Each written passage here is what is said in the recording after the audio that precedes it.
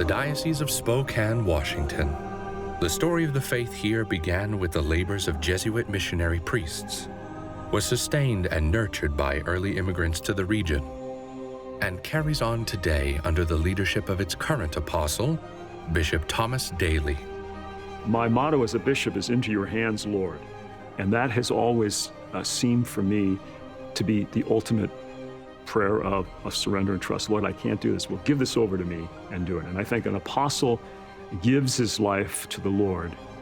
When he lacks, the Lord will provide, and it's just perseverance.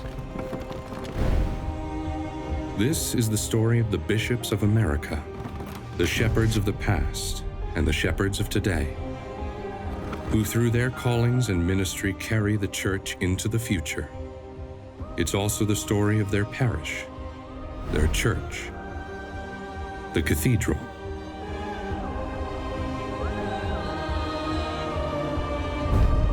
This is The Chair, an exploration of what it means to be an apostle in America.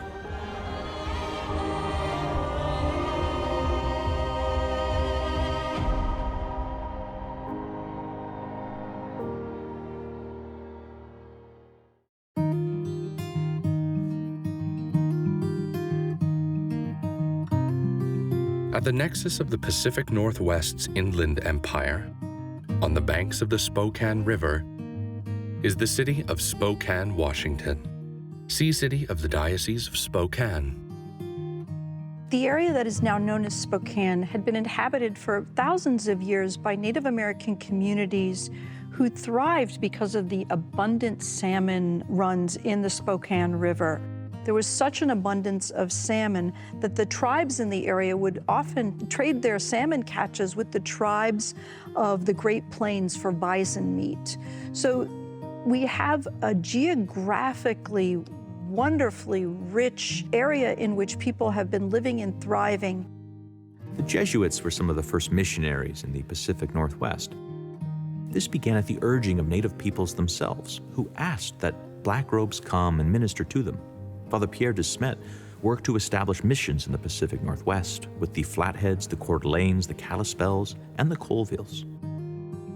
Father de Smet was seen as a great friend to Native peoples, and his extensive travels as a missionary were said to total 180,000 miles. The Jesuit presence in what is today the Diocese of Spokane was really defined by the priests who came after de Smet, especially the Italian Jesuits who were fleeing political upheavals in their homeland. Many of the Jesuits who came to that part of the country were from Italy. They were asked to go there, but they were also willing to leave Italy because of political and economic turmoil that was taking place in their own country. At the same time, I think they felt a pull to work with the marginalized and to work with people with whom others did not necessarily want to work with.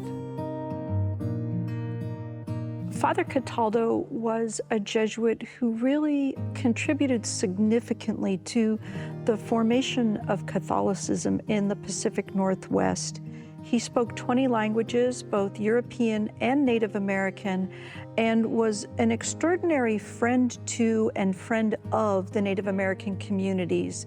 One tribe called him dried salmon because of his weathered skin, and another referred to him as thrice broken because of the 3 broken bones that he had obtained over the course of his missionary work with the community. But one of the things that he did do in the Spokane area was he built St. Michael's Mission a little north of the city. In 1881, he uses an old carpenter shop in Spokane and turns it into the first Catholic church, St. Joseph's. It's the site of the present-day cathedral. Only about 5 people attend the first Mass in this small structure, but this is the genesis of what is later to become the creation of a really solid Catholic community. The work that Father Cataldo did in the area of Spokane and other parts of the Pacific Northwest is really incalculable when we think about the impact that he had. The United States government is beginning to create these boarding schools for Native American children. They were extracting the children from their communities, from their parents, and trying to westernize them, forbidding their native languages to be spoken. The Catholics actually were left out of the conversation because of a very anti-Catholic bias. So what Father Cataldo did was he begins to find ways to establish a school, which is really what eventually becomes Gonzaga University. But he creates this school for young Native American boys in that they can have a safe space to learn, to read and write, as well as be instilled with Catholic teachings. In 1883, when the Northern Pacific Railroad is completed in the eastern part of Washington state, European immigrants begin to settle in that area. And that means that the Jesuits are called often to leave their work with Native Americans and transition to work with Italian and Irish and German Catholics who have moved in. In addition to the Jesuits, a number of congregations of women religious also came to that area to establish schools, to eventually establish hospitals. And in 1891, the Sisters of the Holy Names of Jesus and Mary opened an academy in the Diocese of Spokane. During World War I, those sisters were asked to help with the war effort, and they and their students knitted socks, made cards, and did things that they shared with other women throughout the country, aiding the U.S. In 1913, the Diocese of Spokane is created out of the Diocese of Seattle, and Father Augustine Schinner is named its first bishop, a priest from the Archdiocese of Milwaukee. Bishop Schinner was a very unassuming, quiet man, very, very committed to serving his people. He's a servant that really establishes the diocese, but I think in his heart, he still has this missionary spirit. After he leaves Spokane, he eventually goes to Bolivia to serve as a missionary. Again, someone without any fanfare or pomp and circumstance, just answering God's call. In 1926, Bishop White was appointed the second bishop of Spokane by Pope Pius XI. During his 28-year-long tenure, he built schools and churches, he established the Confraternity of Christian Doctrine, and the National Cathedral Life Conference in the diocese. Today, the College Seminary of the Diocese of Spokane is named in his honor. In the decades following the Second Vatican Council, the Diocese of Spokane has continued to grow into a vibrant faith community. It currently stretches for over 24,000 square miles, spread out across 13 counties of eastern Washington state, serving more than 80 parish communities.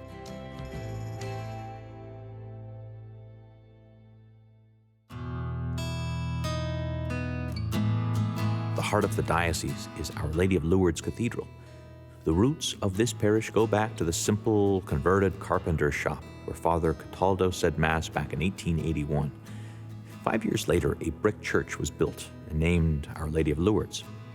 The cornerstone for the present church was laid down in 1903, and when the diocese became a cathedral in 1913, it became the cathedral. Many times cathedral populations are basically tourists and people in the downtown. There's lots of families here, and the people really step forward, and it is a beautiful cathedral. The parish church of Our Lady of Our Lourdes was built in a neo-Romanesque style. The approach to the exterior of Our Lady of Lourdes is really marked by the grand cascading staircase at the entrance and a statue of Our Lady of Lourdes above the central portal. This building is built with great pride, and you can see that in all the details. They have whimsical composite capitals on the pilasters, and it has a really expansive feeling. It's very welcoming. The interior has undergone multiple campaigns, changing the painting and the liturgical furnishings. It was most recently renovated in 2019. And the cathedral had had a 70s renovation, and it just didn't seem to go with the architecture of this building.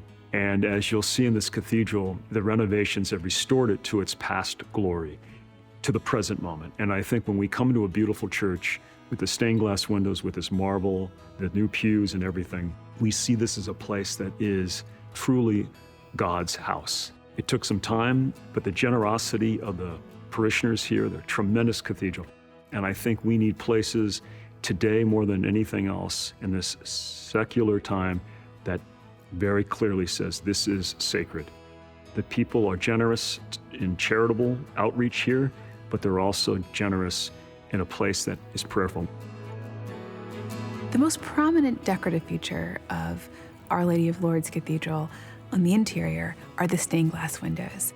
They're really jeweled and beautiful and bring in dappled light into this really very expansive cathedral. And so the ceilings are tall, the aisles are wide. It really is a building with great substance. So we have large, opened arches, and it's in a cruciform shape. The ceiling is vast, but arranged in coffers, and so there's great sense of order. A notable feature of the interior are the three-dimensional Stations of the Cross that project from the pilasters. And they really are processional in nature, and they also give us a sense of the bays that organize the nave of the church. And I have to say, I like the Cathedral. It belongs to the first Bishop Schinner. My favorite part is looking out and seeing the people, and yet the sanctuary is just, to me, a place of great prayer. The cathedra inside Our Lady of Lourdes Cathedral represents Bishop Daly's authority as the Apostle of Spokane. I grew up in San Francisco. I have 3 brothers and 3 sisters. I went to grammar school at Our Lady of the Visitation Parish, the Daughters of Charity. I went to Sacred Heart, which is an archdiocesan high school, the De La Salle Christian Brothers. I then went to USF. My mom was, sacrifice, offer things up, not in a kind of a sappy way, because she'd rather help people mop a floor and bake. She was a great cook and baker. And all the lessons I think we learned from the French school of spirituality, the Daughters of Charity and the Christian Brothers. And so my mom's big thing was just, offer up, do things and don't complain, you won't have grace.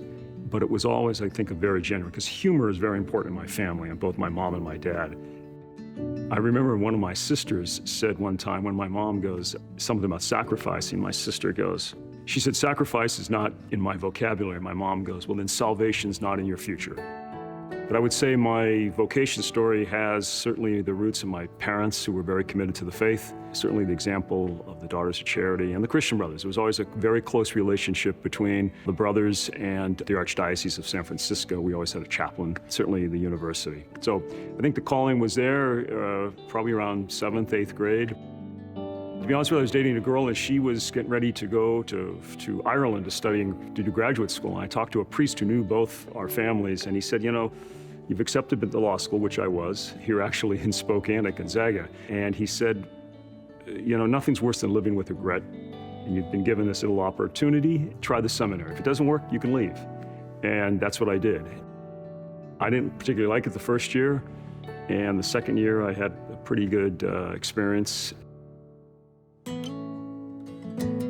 Tom Daly was ordained to the priesthood on May 9th, 1987. My father had my soles of my shoes resoled, and I was panicking that my father hadn't arrived yet. My dad arrives, so he changed the shoes, kind of a very human aspect of what is certainly a supernatural event. And then I think it's probably when my mom, who would be Irish-American, whose love was expressed in how she raised us, kind of bolted from the family to give me a big hug before we then processed in my classmates and I for the ordination. So I think it was those human moments, the family moments, and then of course you kind of get lost in the whole ceremony of ordination. The first Mass in my home parish, the gathering of some of the teachers, the sisters who taught me, the brothers, friends from college and high school, grade school.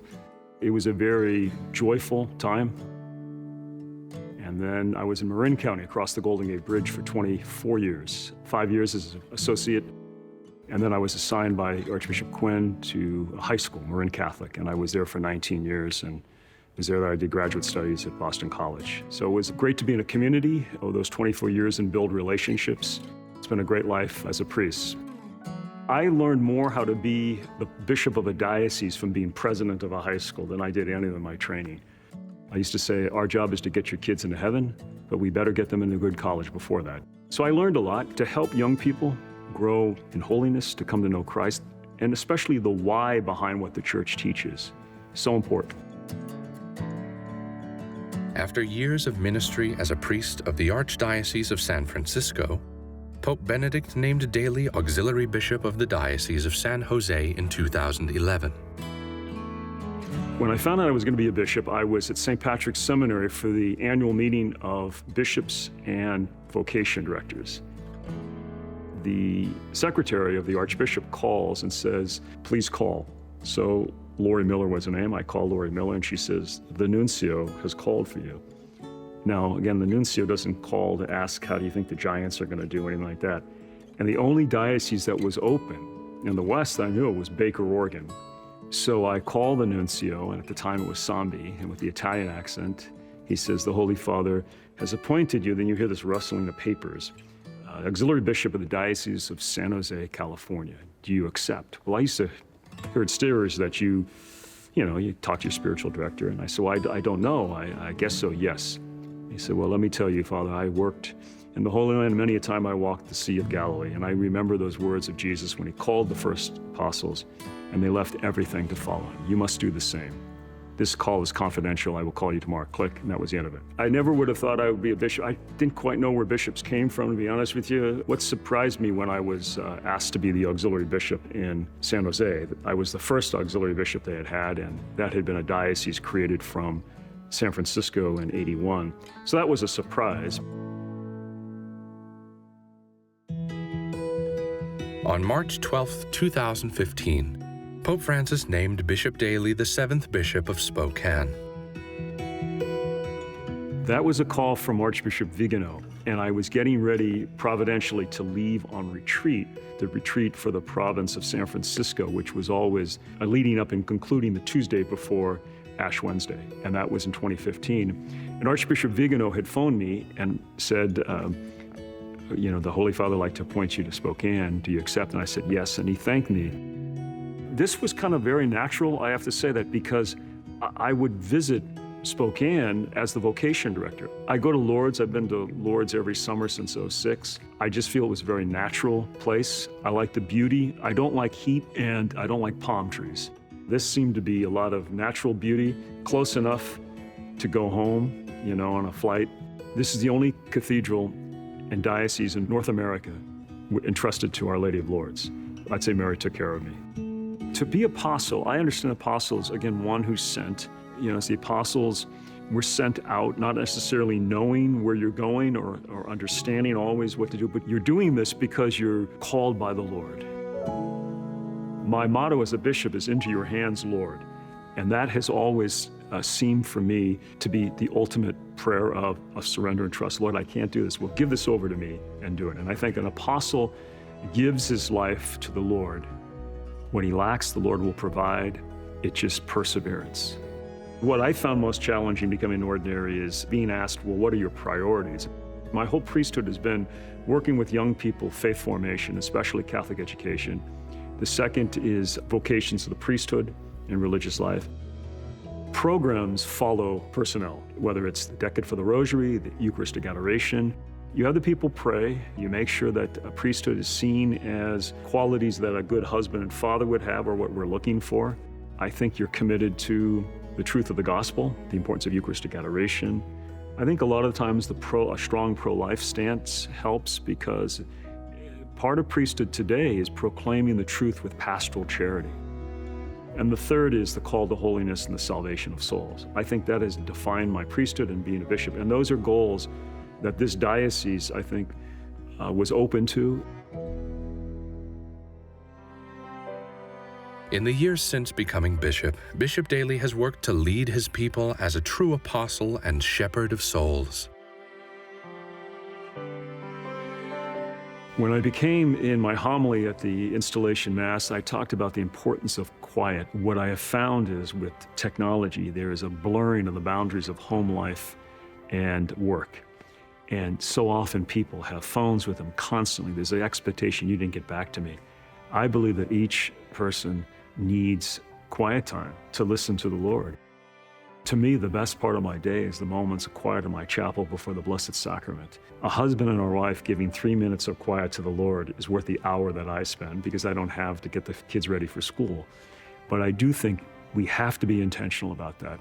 And it's so essential because there's so many people stressed and at wit's end. And I think the Lord doesn't want, He wants peace be with you. He wants us to experience that peace and that joy, and we can't unless we spend time with Him. When someone says to me, I don't know if my prayer makes any difference, I seem to be asking for the same things, and I would just say, persevere. You know, prayer doesn't change God, it changes us. I only can share with them my own life. Yes, I like greater clarity in things that are asked of me, but I really believe the Lord has my best interest at heart. We have to spend time with Him. It requires effort. How can you not let your life be transformed by the love of God who gave us His Son that we might have eternal life? And I think we must root ourselves in Jesus Christ. I am very humbled and grateful to be the bishop of the Diocese of Spokane and have this beautiful cathedral. I think it's the ability to be both a brother and a father, and we're about the salvation of souls. That is a tremendous but humbling obligation and responsibility.